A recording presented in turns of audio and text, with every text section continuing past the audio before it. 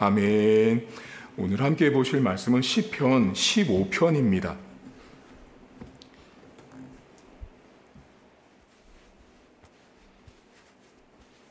시편 15편 1절에서 5절까지의 말씀입니다.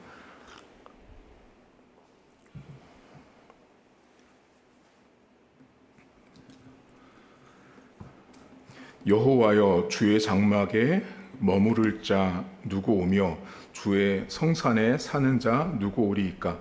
정직하게 행하며 공의를 실천하며 그의 마음에 진실을 말하며 그의 혀로 남을 허물하지 아니하고 그의 이웃에게 악을 행하지 아니하며 그의 이웃을 비방하지 아니하며 그의 눈은 망령된 자를 멸시하며 여호와를 두려워하는 자들을 존대하며 그의 마음에 서운한 것은 해로울지라도 변하지 아니하며 이자를 받으려고 돈을 꾸어 주지 아니하며 뇌물을 받고 무죄한 자를 해하지 아니하는 자이니 이런 일을 행하는 자는 영원히 흔들리지 아니하리이다.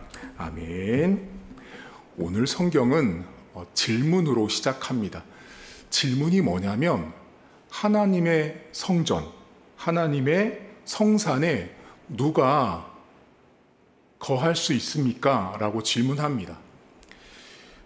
누구한테 질문했다고 생각하세요, 여러분? 우리가 시편 15편을 보면서 분명히 1절에 누굽니까? 질문하거든요. 누굽니까? 라고 질문하는데 그러면 질문한 사람이 있고 그 질문을 받아주는 누군가가 있는 거예요. 그럼 누구한테 질문했다고 생각하세요? 그게 답이 1절에 뭐라고 나오면 성산, 성막, 이건 무슨 뜻이냐면 하나님의 임재가 있는 거예요. 그럼 하나님의 임재는 어디에 있냐면 예배 드리는 상황, 예배를 드리는 공간에 있는 거예요.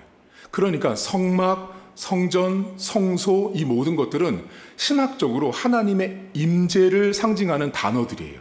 그러니까 1절이 하나님의 임재 아래 들어갈 수 있는 사람이 누굽니까? 라고 물어본 거예요. 이 1절 자체가 하나님의 임재 아래 누가 존재할 수 있습니까? 라고 질문했어요. 그러면 이 질문을 한다라는 건 잘 알아서 한 거예요? 잘 몰라서 한 거예요? 여러분들이 질문을 언제 해요? 내가 궁금하거나 모를 때 질문하잖아요. 그러면 이 성경을 잘 보면 예배와 관련된 하나님의 임재와 관련된 질문을 했다라는 말은 누가 질문을 받았을까요? 이 시편은 구약적인 배경에서 해석하고 시편이 어떻게 사용됐는지를 알아야 되거든요. 여러분, 이 질문은 시편이라는 이 시편은 예배를 드리고 예배 때 낭독하는 이런 용도로 많이 사용이 됐는데 시편 15편에 하나님의 임재 아래에 설 수 있는 사람이 누굽니까? 라고 질문을 던진 그 대상이 누구냐면 둘 중에 하나라고 신학자들은 생각해요. 첫 번째, 하나는 누구냐면 막 예배를 마치고 나온 사람들에게 물어본 거예요. 막 예배를 드리고 나온 사람들한테 자, 당신 지금 예배를 딱 드리고 나왔는데 어땠어요? 어떻게 해야지 하나님의 임재를 들어갈 수 있던가요? 막 예배를 마치고 나온 사람한테 첫 번째 질문한 거고요. 두 번째 누구냐면 그 예배를 집도하고 인도하고 예배를 준비하는 레위인에게 질문한 거라고 생각해요. 둘 중에 하나죠. 구약시대에 예배를 집례하는 사람들은 레위 지파였기 때문에 레위인에게 물었을 거예요. 자, 대부분의 신학자들은 예배를 드리고 온 사람일 수도 있지만 좀 더 공신력이 있는 건 예배를 준비했던 레위 사람에게 물어봤어요. 그럼 레위인에게 물어봤어요. 목사님, 어떻게 해야지 하나님의 임재를 경험할 수 있어요? 라고 묻는 거랑 똑같은 거예요. 목사님, 어떻게 해야지 하나님의 임재를 경험할 수 있고 그 하나님의 임재 아래서 제가 환영받을 수 있어요? 라는 질문이에요. 여러분, 그런 생각 많이 하지 않으세요? 목사님, 어떻게 해서 제가 그 하나님의 임재를 많이 누리고 살 수 있을까요? 우리 모두의 고민 아니세요? 여러분, 우리가 맨날 만약에 하나님의 임재를 매 순간순간마다 특별히 다 떠나서 예배 때만이라도 하나님의 임재를 내가 만약에 경험할 수만 있다면 얼마나 행복하겠어요. 오늘 시인이 그걸 지금 질문을 한 거예요. 그런데 그러면 이제 우리가 볼 때 하나님의 임재 안에 환영받을 수 있는 사람, 하나님의 임재 아래 설 수 있는 사람이 누굽니까? 라고 말하면 우리는 보통 어떻게 생각을 할까요? 여러분들은 어떻게 생각하세요? 자, 예를 들면 여러분 이번 주 주일날 하나님의 임재가 있는 예배가 진행됩니다. 제가 이렇게 광고를 했어요. 자, 하나님의 임재가 느껴질 겁니다.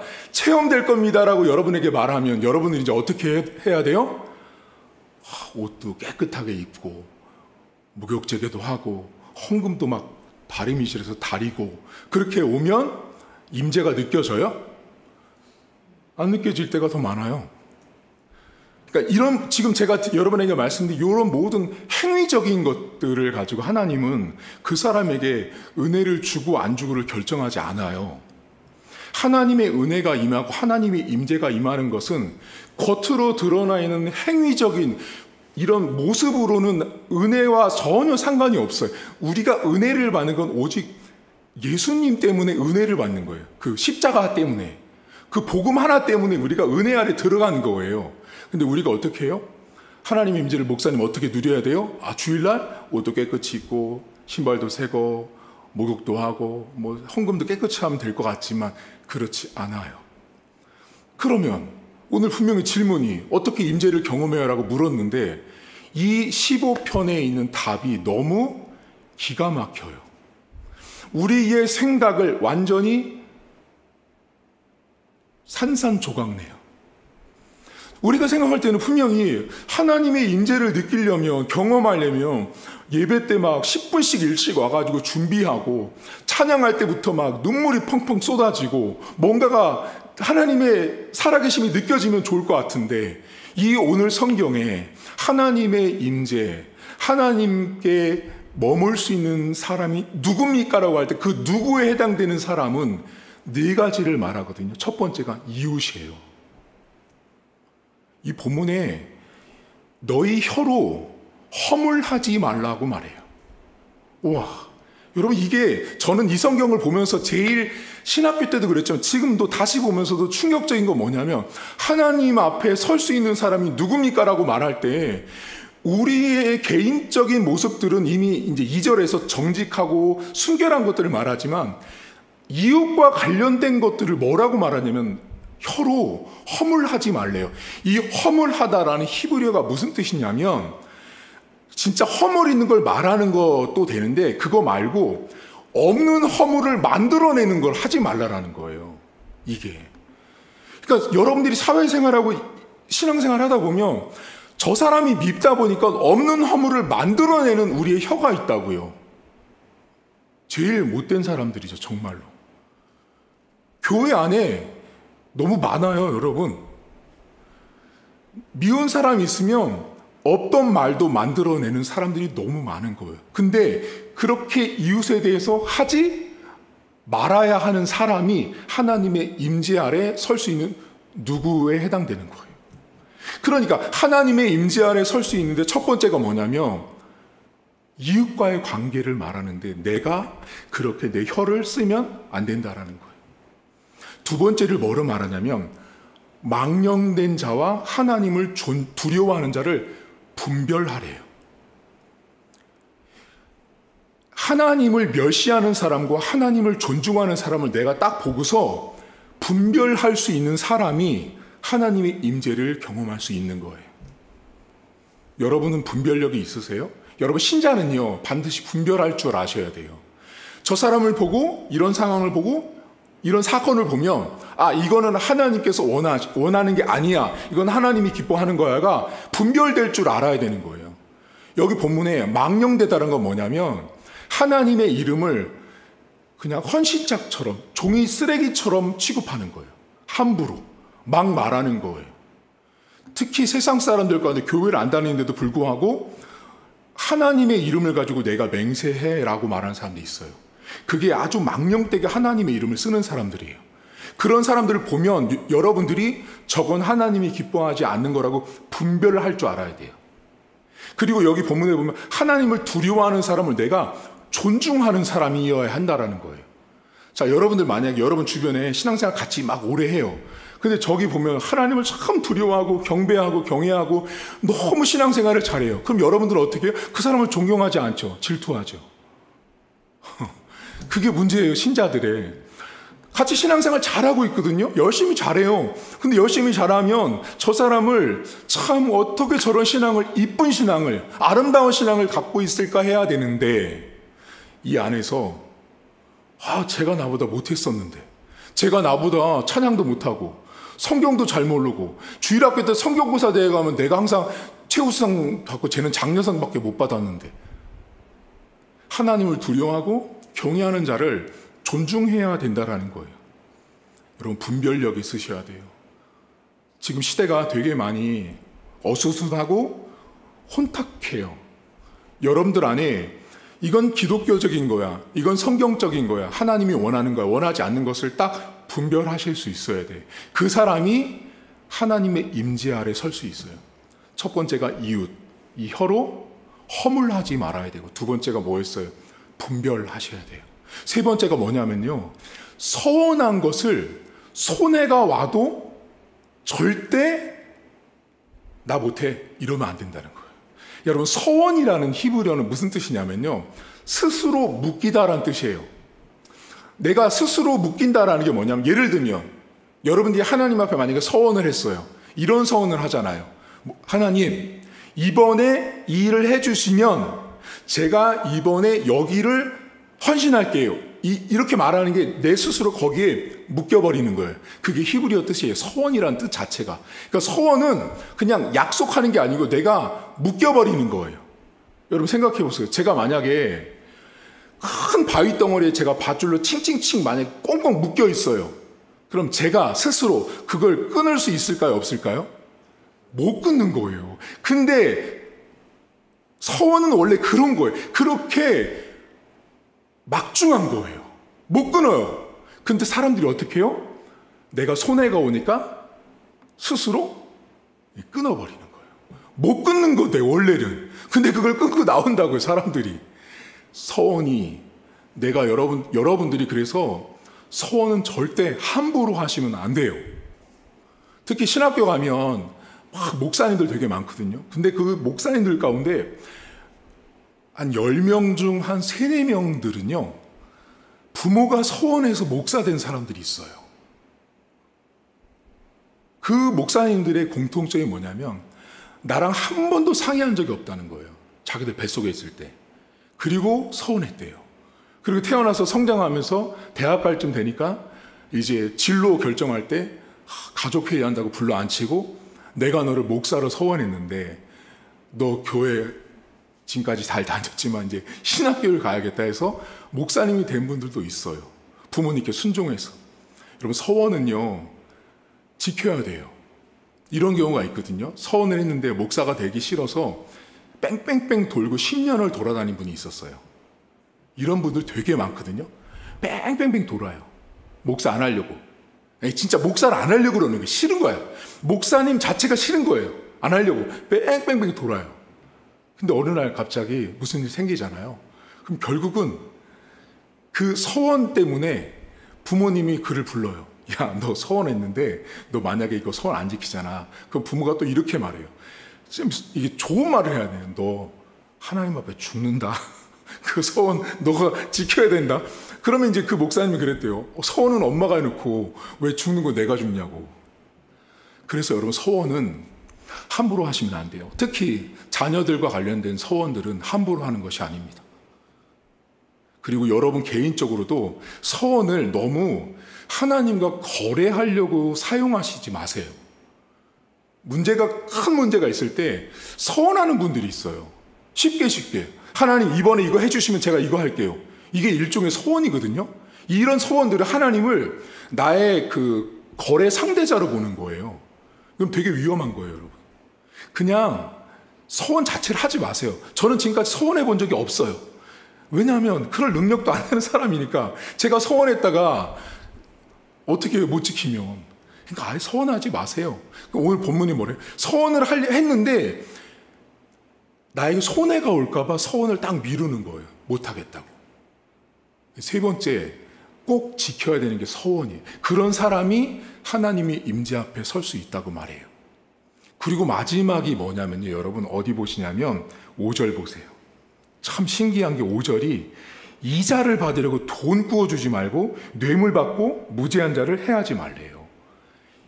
이게 지금 돈 문제가 나온 거예요. 지금 하나님의 임재 아래 서는 문제가 있는데 하나님이 무슨 얘기하냐면 여러분 이자를 받으려고 돈 빌려주는 거나 뇌물을 줘서 해하려고 하는 건요. 이 둘의 공통점이 뭐냐면 가치를 창출하는 거예요. 이 문장을 다른 말로 치환해서 바꿔버리면 가치 창출이에요. 그러니까 이자를 받는다는 건 뭐예요? 내가 원금이 10,000원인데 이자를 받아서 11,000원을 받겠다는 건 새로운 11,000원이라는 가치를 내가 만들어내려고 하는 거예요. 그러니까 하나님이 지금 무슨 말을 하는 거냐면 돈으로 너가 새로운 거를 뭔가 만들어내려고 하는 사람은 하나님의 임재 앞에 설 수 없다라는 거예요. 그러니까 돈은 여러분, 돈을 이자를 받으려고 빌려주지 말고 돈을 빌려줬으면 여러분 그러니까 교회 안에서는 절대 돈 거래하시면 안 돼요. 근데 만약에 돈 거래를 어쩔 수 없이 하게 됐다, 그럼 받지 마세요. 받을 생각을 하지 마셔야 돼요. 이게 받으려고 하다가 문제 생기고요. 교회 안에서는 돈을 빌려주지도 말아야 돼요. 근데 이 본문은 내가 새로운 가치를 만들어내려고 돈을 쓰는 사람들, 그런 사람들은 절대로 하나님의 임재 아래 설 수 없다라고 말합니다. 자, 그럼 이제 하나님의 임재 앞에 누가 설 수 있습니까? 라고 1절에서 질문을 했는데 4가지를 말했어요. 이웃. 두 번째 뭐였어요? 분별. 지키는 거. 그 다음에 마지막에 뭐였어요? 가치 창출. 4가지였죠. 이 4가지를 말씀했어요. 그러면 자, 여쭤볼게요. 여러분 이웃들에게 분별하고 지키고 돈 가지고 가치 창출하는 거, 이거 4가지 다 하실 수 있으세요? 이게 안 되는 거예요. 이게 안 된다고요. 여러분들이나 저나 하나님의 성전 안에, 성막 안에 살 수 있는 사람들을 자격 요건을 말해 주셨는데 이 4가지를 되는 인생이 미안하지만 한 명도 없다고요. 없다고요. 그러면 뭐가 필요해요? 여러분과 저는 이 4가지가 다 안 되는 사람들인 거죠. 결과적으로. 그래서 인생이 복음이 필요하고 그리스도가 필요하다라는 이유예요. 여기 여러분 본문에 어디 보시냐면 5절 맨 끝에 보세요. 거기 뭐라고 나오냐면 이런 일을 행하는 자는 영원히 흔들리지 않는다라는 말을 하죠. 거기 흔들리다라는 말이 나오죠. 이 흔들리지 않는다라는 말은 단순한 히브리어가 아니에요. 이 모트라는 말이 쓰이거든요. 이 말은요, 신약 성경으로 넘어가면 놀라운 단어로 번역됩니다. 여러분 신약 성경 안에 2가지만 예를 들까요? 예수님께서 이런 말씀을 하세요. 내 말을 듣고 그 주초를 반석에 세운 자는 창수가 나도 그 집이 요동치지 않는다 할 때 흔들리지 않는다라는 말이 본문의 모트예요. 그리고 사도행전에 보면 다윗이 이런 말을 하죠. 설교 가운데 베드로 사도가 설교할 때 이런 말씀을 합니다. 다윗이 여호와를 내 앞에 모시니 내가 요동치 않습니다라고 할 때 그 흔들리다라는 말이 모트예요. 다시 말하면 이 시편 15편을 해석하는 신학자들이 무슨 말을 하고 싶냐면, 자, 여러분들, 우리 성도님들 중에 하나님의 임재 아래 들어가려고 할 때 방금 말씀드렸던 이웃, 또 분별력, 또 지키는 거, 또 가치를 돈으로 내가 만들려고 하는 것들을 해낼 수 있는 분 여기 계신가요? 물었을 때 우리는 저요 라고 할 수 있는 사람이 여기 한 명도 없다라는 거죠. 그래서 누가 필요하냐? 흔들리지 않은 복음이신 예수 그리스도가 필요하다라는 거예요. 그러니까 시편 15편을 해석하는 신학자들이요, 시편 15편은 단순하게 하나님의 임재만을 말한 것이 아니라 맨 끝절에 그 흔들리다는 단어를 통해서 복음까지 연결시켜 놓은 아주 복음이 함축되어 있는 성경이라고 말합니다. 여러분, 오늘 저와 여러분들은 하나님의 임재 아래 사실은 설 수 없는 사람들이에요. 복음을 믿었기 때문에, 예수님을 믿었기 때문에 저와 여러분들이 교회에 나와 있고, 내가 예수님을 믿었기 때문에 하나님의 임재 아래 들어가는 존재가 되었다라는 사실이에요. 여러분 힘으로는요, 하나님의 임재 경험할 수 없습니다. 아니, 방금 말씀드린 네 가지만 보셔도 멀리 갈 것도 없죠. 첫 번째 것만 해도 여러분들이 이웃과 관련돼서 하나님의 임재 아래 들어갈 만큼 내가 살고 있는가? 잘 못 살아요, 여러분. 분별, 얼마나 분별하세요? 분별 못해요. 내 감정에 치우치고, 내가 돈에 치우치고, 내 느낌에 치우치면 분별력 사라지는 게 인간이거든요. 지키세요? 오늘 보면 서원이지만 하다못해 우리가 사람과의 약속도 잘 못 지키는데 하나님과의 약속은 더 못 지킬 때 많잖아요. 돈 어떠세요? 여러분, 돈 갖고 세상 사람들이 막 돈놀이 한다고 말하잖아요. 돈 좋죠. 근데 그 돈을 가지고 내가 더 좋은 것들을 창출하려고 애쓰면 애쓸수록 사실 하나님의 임재와는 멀어지는 거거든요. 다 안 돼요. 다 못해요. 그만큼 저와 여러분들은요, 사실 비참한 거예요. 조나단 에드워즈라는 신학자가 인간을 뭐라고 표현하냐면요, 세상에서 가장 비참한 존재래요. 왜 비참하냐면 자신들의 죄를 극복할 수 없기 때문에. 방금 말씀드린 네 가지를 내가 아무리 노력해도 안 되거든요. 그렇기 때문에 흔들리지 않는 말씀이신 예수님 앞에 내가 붙들려 살 때만 하나님의 임재 아래 설 수 있는 것입니다. 오늘도 여러분들이 교회 앞에, 신앙 앞에, 예배 앞에 나올 수 있는 건요, 여러분들이 옷을 깨끗하게 입어서 내가 직분이 목사님이고 장로님이고 권사님이라서가 아니에요. 내 안에서 어느 날인지 모르지만 내가 주님을 아버지로 부른 날 그 이후부터 여러분들은 더 이상 흔들리지 않는 존재가 됐고, 하나님이 여러분들에게 하나님의 임재를 경험할 수 있도록 은혜를 이미 주신 분들이에요.